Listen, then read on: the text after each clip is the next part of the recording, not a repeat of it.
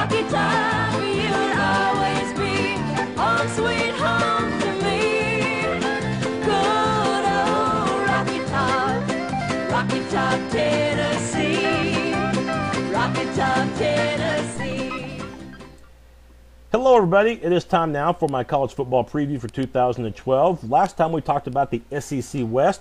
Well, now it's time to give the East their form, and today we're going to be talking about 7 teams, all 7 teams from that league. We're going to begin with the new kids on the block, that is the Missouri Tigers. The new kids on the East block. Of course, A&M is in the conference. They're in the SEC West, and you could tell that Missouri got the better end of that deal. Not happen to play in the West, like A&M. So that means that every year Missouri will not have to see Arkansas, LSU, and Alabama. In fact, there might be a year or two where they don't see any of those 3. This year they do have to play Bama, but even that's a break because that game is at home in Columbia, which will help. The Tigers return quarterback James Franklin, who last season got thrown right into the fire, taking over for the departed Blaine Gabbert. And I thought Franklin actually did a pretty good job in 2011, both running and throwing, and he should be recovered from off-season shoulder surgery. So Franklin's going to be one to watch this year for Mizzou.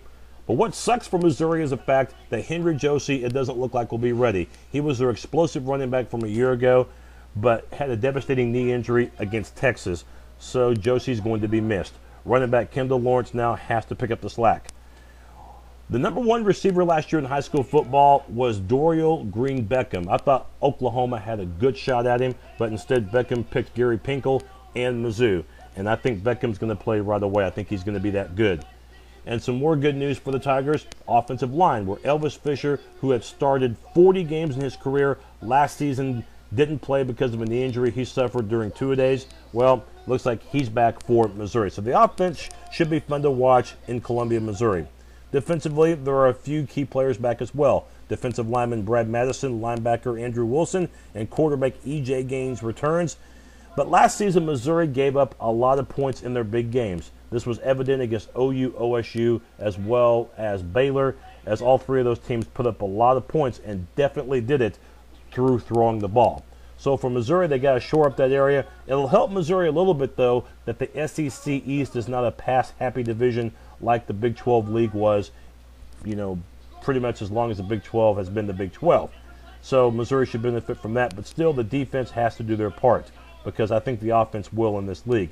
The schedule for Missouri, they'll go to A&M, but they've had a lot of success in College Station, winning each of the last 2 times in that stadium.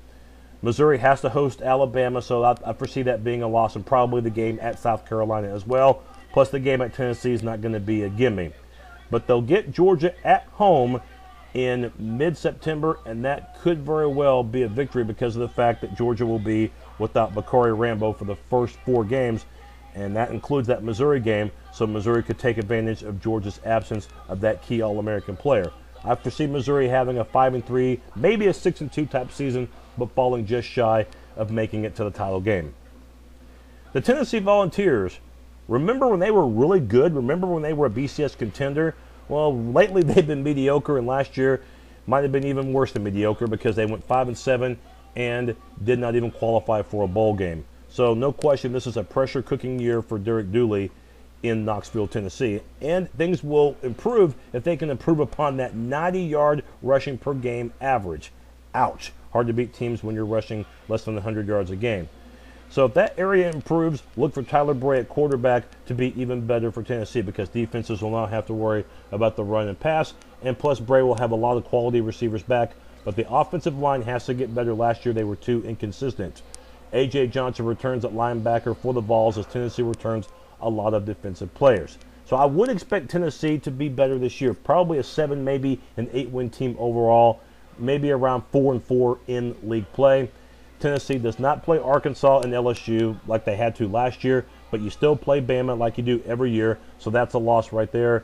Plus the South Carolina game, Tennessee's going to be underdogs in, as well as Georgia, and then there are their home games against Mizzou and Florida. So Tennessee's still got the work cut out for them, but I think they will be a slightly improved squad from a year ago, and I look for the Volunteers to get back to a bowl game.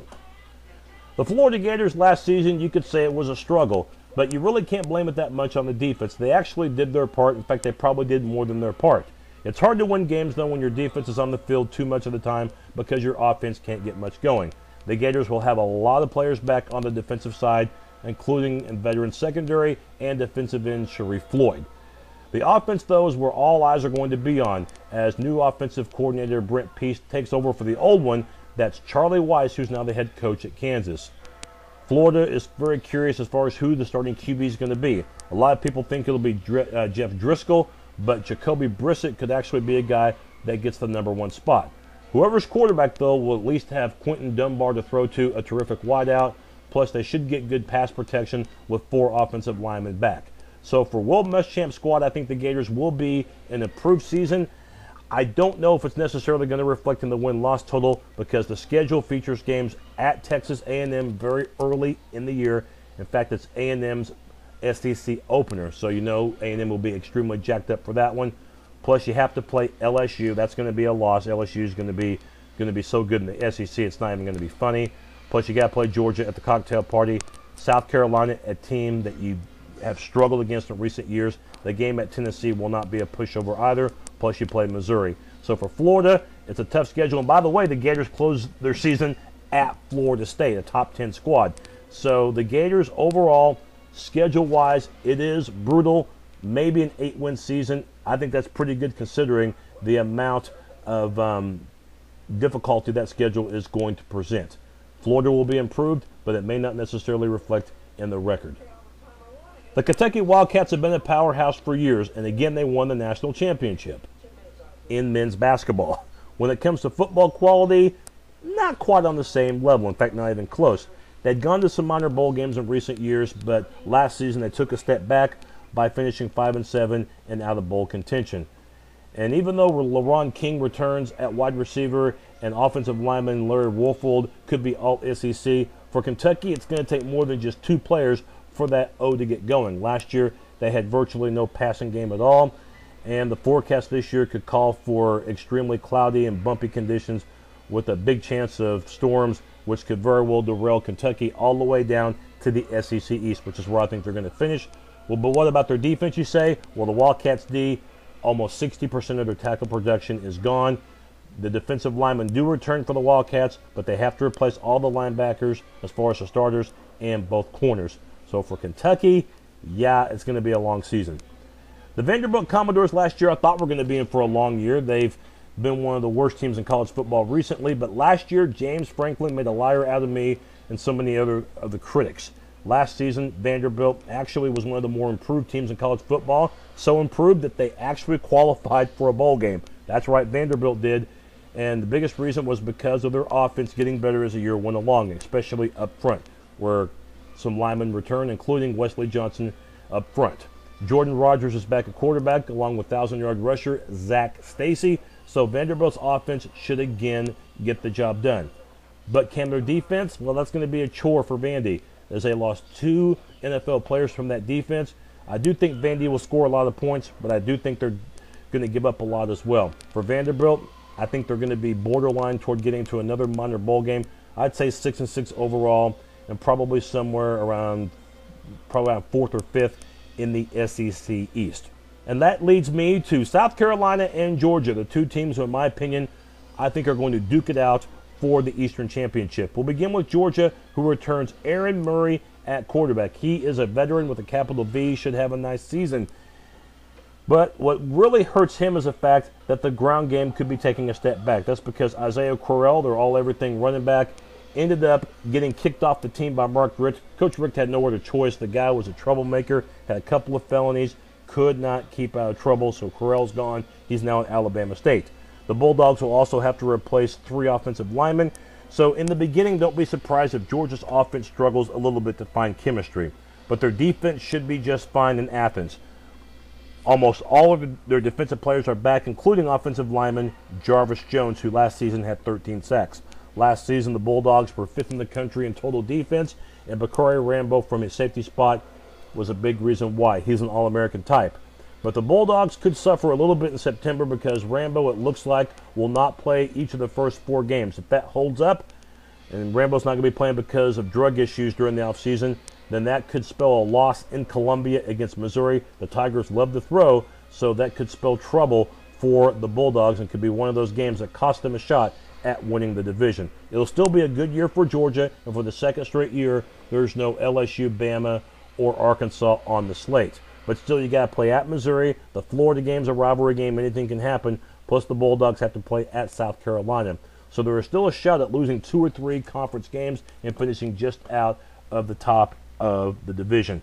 That leads me to South Carolina, who last season did not win the SEC East. Georgia did, but the Gamecocks still had a solid year, went 11-2, and won their bowl game over Nebraska. Connor Shaw, in that bowl game against Nebraska, showed us a little bit of the future with his throwing ability, and not to mention the fact that he can run. So defenses are going to have a lot to worry about when they face the Gamecocks. And speaking of running, how about Marcus Lattimore? He's one of the better running backs in the nation. Despite having an injury late in the season in 2011, it looks like Lattimore will be 100% and should be, again, one of the premier backs and could be a Heisman contender. South Carolina, however, is going to miss Alshon Jeffrey. They're all everything at wideout, so it'll still be a good offense for South Carolina, but there's no question an omission there as far as the receiving goes. Looking at the defense, you may not find a better pair of defensive ends in the country. With Javian Clowney as well as Devin Taylor returning at defensive end, they should be able to get a lot of pressure on the quarterback. The Gamecocks should be good up front. They'll have to replace, however, both of their corners, including All-American Stephen Gilmore, and they'll have to replace their terrific linebacker in Antonio Allen. But the one thing about Steve Spurrier teams do, they always compete, and they at times do more than what you think they're going to do. Last season, South Carolina went 11-2 and fell just shy of winning the East. They still have to play at LSU this year, which I think is going to be a loss, but other than that, they're going to have a legitimate shot at winning the rest of their games. Even though I foresee South Carolina winning the SEC East, I foresee LSU winning the SEC and beating South Carolina twice this year. The first time in Baton Rouge in October, and then the second time in early December in Atlanta for the SEC title. And the West will make it 4 years in a row of winning the SEC. And LSU, just like last year, they'll be playing for the national championship, this time in Miami.